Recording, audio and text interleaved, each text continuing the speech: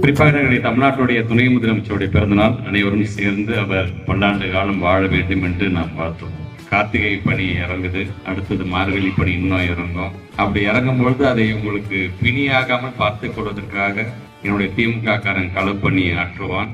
தேர்தல் பணியை அந்த ரிசல்ட்டை சொல்லணும். எப்படி சொல்லணும்னா, உழைப்பது நாமாக இருப்போம், உதிப்பது உதயசூரியனாக இருக்கட்டும் என்று சொல்லுவான். செய்ய வேண்டியதை எங்களுக்கு அதிகாரம் கிடைக்கும் போதெல்லாம் செய்து கொண்டிருக்கின்றோம். செய்வது அதிகம் யாருக்கு என்று சொன்னால் தாய்மார்களுக்கு தான்.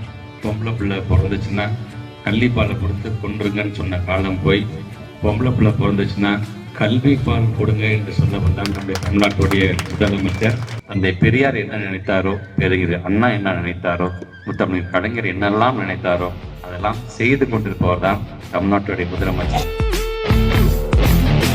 தொடர்ந்து 2026 அவருடைய கரத்தை வலுப்படுத்துகின்ற விதமாக வருகை தந்திருக்கிற நீங்கள் தொடர்ந்து உங்களுடைய ஆதரவை நம்முடைய தமிழ்நாட்டு முதலமைச்சருக்கு நீங்கள் வழங்கிட வேண்டும்.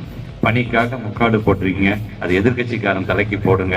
தொடர்ந்து நம்முடைய உதயசூரியன் ஜெயிக்கட்டும் என்று சொல்லி வருகை தந்திருக்கின்ற உங்கள் அனைவருக்கும் மீண்டும் ஒரு முறை என்னுடைய நன்றியை தெரிவித்து பாதுகாப்போடு வீட்டுக்கு செல்ல வேண்டும் என்று கேட்டு விடைபெறுகிறேன். நன்றி, வணக்கம்.